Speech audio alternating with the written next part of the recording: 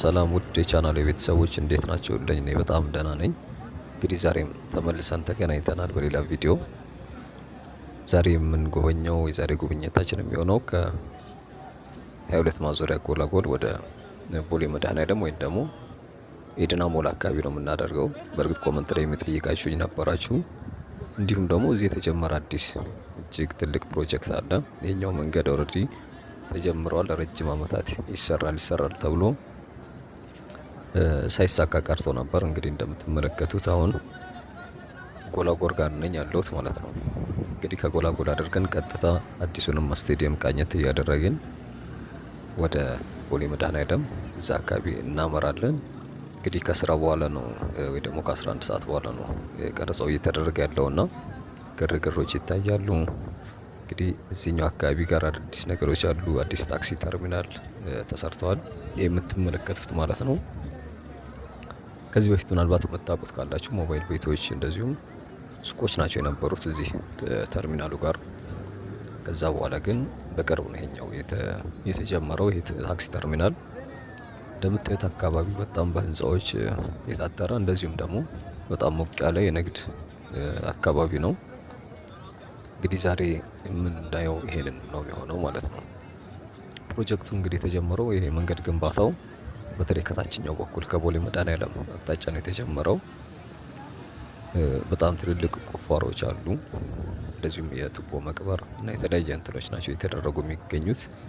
ይህኛው መንገድ የምትወስደን ወደ 24 ቀበሌ ነው። 22 24 የሚባሉ አሉ እንግዲህ እዚህ ቦሌ ክፍለ ከተማ ላይ። በነገራችን ላይ አሁን ከተነሳንበት ተሻግሮ የካ ክፍለ ከተማ ነው ከባቡር መንገዱ በዛኛው በኩል ያለው ማለት ነው። በዚህኛው በኩል ደግሞ ቦሌ ክፍለ ከተማ ስር ነው ያለውና ከቦሌ ክፍለ ከተማ ደግሞ እኛ 22 ማዞሪያ ነው ዛሬ መነሻችን ያደረግነው። አሁን እያለፍኩ ያለሁት በታውን ስኩዌር ህንፃ ላይ ስር ነው። የኛው ታውን ስኩዌር እንግዲህ በቅርብ የተሰራ ሌላው የዚህ አካባቢ ደማቅ ህንፃ ወይ ደግሞ 22 ማዞሪያ ላይ በደንብ ጎላ ብሎ ከሚታዩ ልክ እንደ ጎላጎል ሁሉ ማለት ነው አንደኛው ነው። ትናንትና እንግዲህ ያሳየኋችሁ የራስ መኮንን ድልድይን ነበር። ታሪኩንም የተወሰነ ዝርዝር ነገር ለመስጠት ሞክሬያለሁኝ። ኮመንት ላይም እናንተም ብዙ ሰዎች ሪያክት እያደረጋችሁ ነበር። ለምን ራስ መኮንን እንደተባለ ከታሪክ ጋር ተያይዞ ወይም ደግሞ ተዛማጅነት እንዳለው ራስ መኮንንስ ማን ናቸው የሚለውም አንዳንድ ነገሮች አቅርቤላችሁ ነበር። እንግዲህ ቪዲዮን ካላያችሁ እዛ አካባቢ ትልቅ ፕሮጀክት እየተሰራ እንደሆነ ይታወቃል። ከራስ መኮንን ድልድይ እስከ አፍንጮ በር ድረስ ማለት ነው። እንግዲህ እሱኛውን አይተን ነበር። ዛሬ ደግሞ ወደ ቀውጤው ሰፈር 22 ማዞሪያ የመጣ ነው።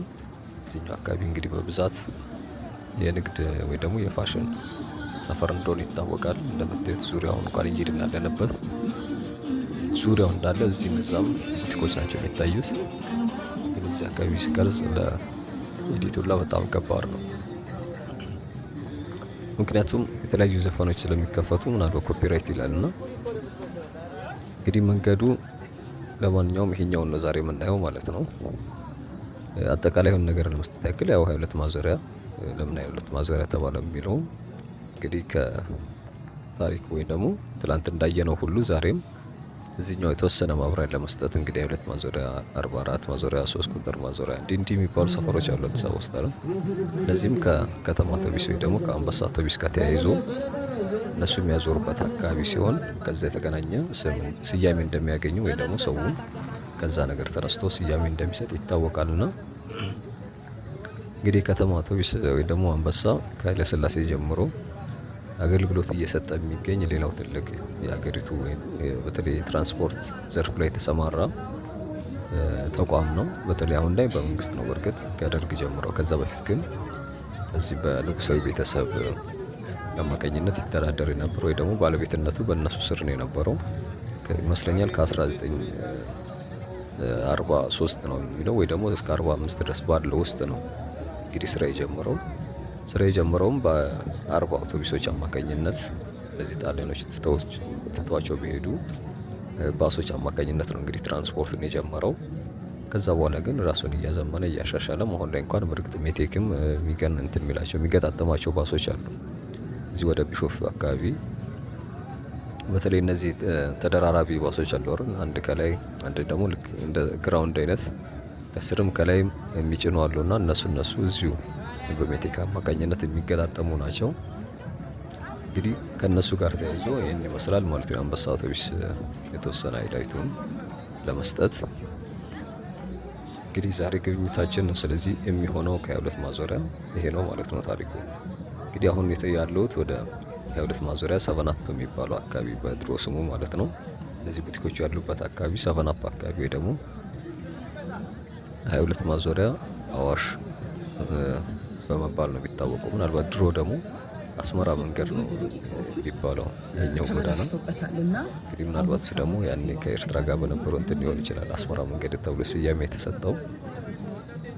እንግዲህ ዙሪያው ይሄ እዚህ አካባቢ የቆየ ሌላው ይሄኛው ህንፃ ነው። አሁን ላይ እንኳን በጣም ብዙ ትልልቅ ህንፃዎች አሉ። ሌላው ሆስፒታል አለች እዚህ ጋር ክሊኒክ፣ 22 ማዞሪያ ክሊኒክ፣ አበራ ህንፃ እንደዚህ በመባል አሁን ያለሁበት አካባቢ በእነዚህ ስያሜዎች ነው የሚታወቀው። እንግዲህ እሱን አልፈን ስንሄድ ደግሞ ሌላ ግዙፍ አንድ ተለቅ ያለ ሆስፒታል አለ፣ ቅዱስ ገብርኤል ሆስፒታል። ምናልባት ሚዲያ ላይም ሰምታችሁት ይሆናል ማስታወቂያው። ከሱ ፊት ለፊት ላይ ደግሞ አውራሪስ ሆቴል የሚባል አለ። እነዚህ ነገሮች ሌላው እዚህኛው አካባቢ ጋር ሰፈሩን እንዲታወቅ የሚያደርጉት ነው። ከዛ ውጭ ግን እንደዚህ ከምጠራላቸው ስሞች ውጭ አጠቃላይ ሆነው ሰፈር ውስጥ ምን ይመስላል የሚለው በርካታ መዝናኛ ቤቶች በተለይ ውስጡ ላይ፣ እንደዚሁም ደግሞ ዋናው መንገድ ላይ ደግሞ አብዛኛው ከህንፃዎቹ እስከ ትንሽ ሱቆች ጀምሮ በአልባሳት ላይ ነው የተሰማሩት። እንግዲህ ከየትም አብዛኛው ሰው የሚመጣው ወደዚህ አካባቢ ነው። አማራጭም ልክ እንደ ፋሽን ከተማ እንደሚባለው ሌላው ዓለም ላይ አዲስ አበባ ውስጥ ደግሞ ይሄኛው ሰፈር የፋሽን ሰፈር ነው ተብሎ የሚታወቀው። ከዛ ውጭ ግን የሚታወቅበት እነዚህ ጋርመንት፣ የትምህርት ቤቶች፣ የሆቴሎች እነዚህን የመሳሰሉ አልባሳት የሚሰፉ በርካታ ድርጅቶች አሉ። በተለይ ወደ ታች እየወረድን ስንሄድ አሳያቸዋለሁ፣ ታዩታላችሁ ዲቴሉን። ከዛ ውጭ ግን የሀገር ባህል ልብስ መሸጫዎችም አሉ። እንደዚህ የሀበሻ ቀሚስ ልክ እንደዚህ አይነት ማለት ነው የሚሰፉ ወይም ደግሞ ተቀብለው የሚሸጡ በርካታ ተቋማቶች አሉ። ከዛ ውጭ ግን 18 ቀበሌ አለ። እንግዲህ እየተዳረስን ነው ወደዛ 18 ቀበሌ። እሱም ደግሞ የሰርግ መናፈሻ አለው። እንግዲህ እሱ ዙሪያው ይሄንን ነው የሚመስለው። ሰፈሩ እንደምታዩት የአስፓልት ዳር እንኳን አምፖል ያለው አይደለም፣ ግን በጣም ሞቅ ያለው የንግድ ማዕከል ነው። አሁን ላይ እንግዲህ ሰሞኑ ትናንት ወይ ደግሞ ከትናንት ወዲያ ትልቅ ብስራት ነው የሰማነው። እንግዲህ ኦልሬዲ ፕሮጀክቱ ተጀምሯል። ዜና ላይ እንዳየሁት ከሆነ በ1.2 ቢሊዮን ነው እንትን እንደተመደበለት የሰማሁት። የሚሸፍነውም ከቦሌ መድኃኔዓለም እስከ እንግሊዝ ኤምባሲ ድረስ ነው። ያኛውም እየተሰራ ነው። ግንባታው አይቼዋለሁኝ ከተነሳንበት ተሻግሮ ማለት ነው። ይሄ ወደ ድንበሯ ሲግናል ከሚባለው አካባቢ ጀምሮ እስከ እንግሊዝ ኤምባሲ ድረስ ያኛው እየተሰራ ነው የሚገኘው። እኛ ግን ዛሬ የምንጎበኘው ይሄንን እና እንደዚሁም ደግሞ አዲስ የሚሰራው ስቴዲየም እሱን ቀኘት አድርገን እስከ ቦሌ መድኃኔዓለም እዛ አካባቢ በጣም ተቆፋፍረው ሌላ እንትን ነው የሚመስለው። እንግዲህ እዛ ቱቦ እየቀበሩ ስለሆነ በእርግጥም የሚጠበቅ ነው በእንደዚህ አይነት ወቅት ላይ። ስለዚህ እነሱን እያየን የዛሬ ጉብኝታችን እዛ ነው የምናጠናቅቀው ማለት ነው። እንግዲህ አዳዲስ ቤተሰቦች ሰብስክራይብ እያደረጋችሁ ላይክ ኮመንት እያደረጋችሁ ነባሮችም ጨምረው ማለት ነው ሀሳብ አስተያየታችሁም እንድታስቀምጡልኝ እጠይቃችኋለሁ። እንግዲህ አሁን ወደ ቅዱስ ገብርኤል ሆስፒታል እየደረስኩ ነው የምገኘው። እንግዲህ ፊት ለፊት የምትታያችሁ ቢጫዋ ህንፃ የአውራሪስ ሆቴል የሚባለው ነው። እዚህ አካባቢ በጣም ከቆዩ ሆቴሎች ወይ ደግሞ የንግድ ተቋማት ኢቭን ሰፈሩ ሁላ ስያሜ እንዲያገኝ ካስቻሉ አንድ ተቋማቶች አንደኛው የአውራሪስ ሆቴል የሚባለው ነው። ከሱ ፊት ለፊት አሁን በሚሄድበት አቅጣጫ ደግሞ እንግዲህ ቅዱስ ገብርኤል ሆስፒታል አለ። እነሱን አለፍ እንዳልኩኝ ደግሞ ያ ቀበሌ ያልኳቸው 18 ቀበሌ ነው የምናገኘው ማለት ነው።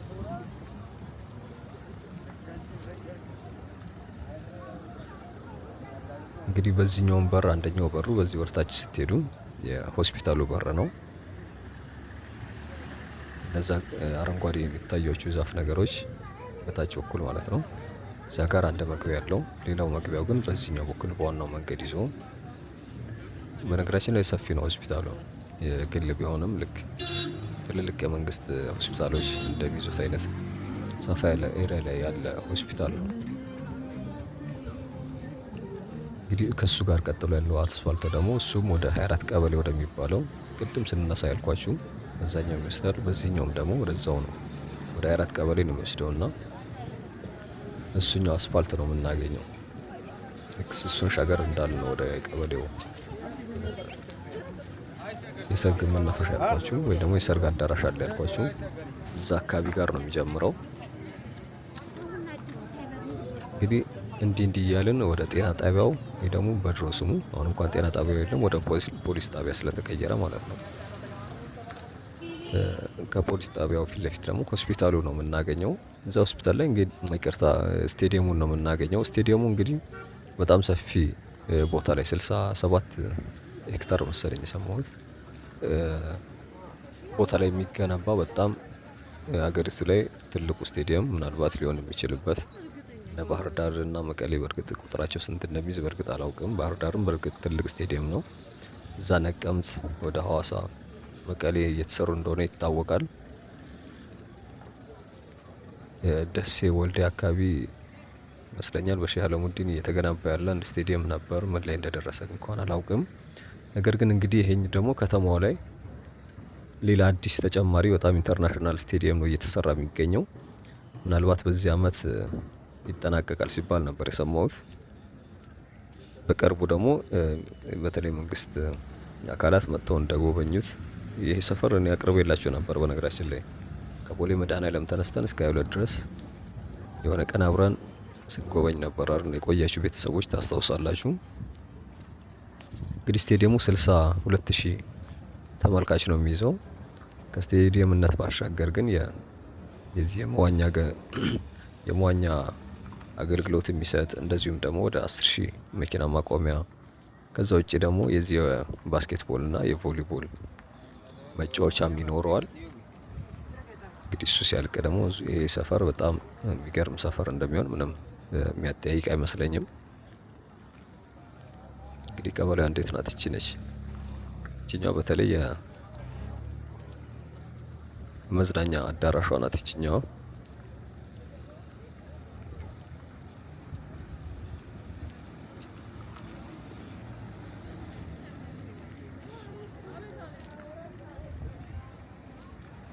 እንግዲህ አዳራሿን ጠጋ ስል ነው ማሳያችሁ።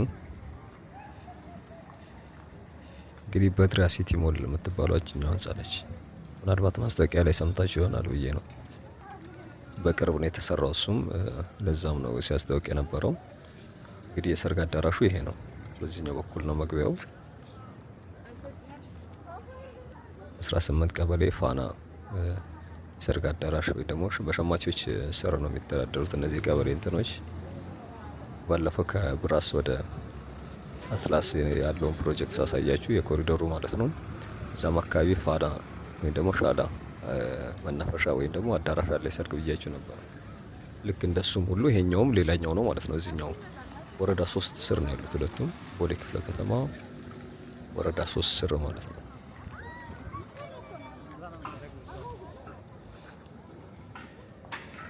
እንግዲህ እዚህኛው ጋር በዚህ በቀኝ በኩል አንድ አዝማሪ ቤት ነበር ብያቸዋለሁ። እነ ቱፓክ ስራቸውን ያቀርቡበት የነበረ አንድ ቤት ነበር። እሱ አሁን በእርግጥ የለም ሰፈሩ ላይ። ሌላው ይታወቅ የነበረው በእንደዚህ ነው። ልክ የእነዚህ አካባቢዎች ብዛት መዝናኛ ቤቶች አሉ ብያችሁ ነበር። ባሮች፣ መጠጥ ቤቶች፣ ሆቴል፣ ሬስቶራንቶች በተለይ ውስጡ ጭምር እያንዳንዱ እንትን የንግድ ነው። ልክ እንደ መኖሪያ አይነት ቢመስልም ማለት ነው። ሰፈሩ መንገዱን አይታችሁ እንዳትነቁት ልላችሁ ፈልጌ ነው።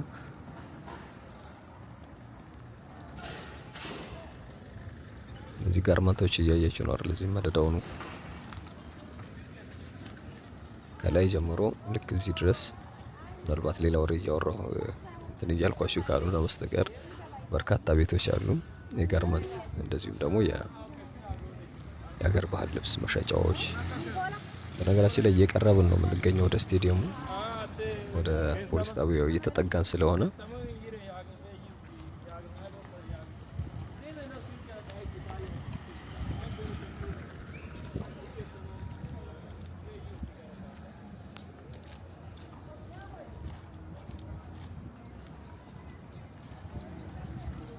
እንግዲህ አሁን እያለፍኩ ያለሁት ሌላው እዚህ ጋር የወርቁ ህንጻ የሚባል አለ። እሱ ላይ ምናልባት መብራት ክፍያ ይፈጸምበት የነበረው የመብራት ኃይል ነበረበት። አሁን በእርግጥ ይኑር አይኑር አላውቅም።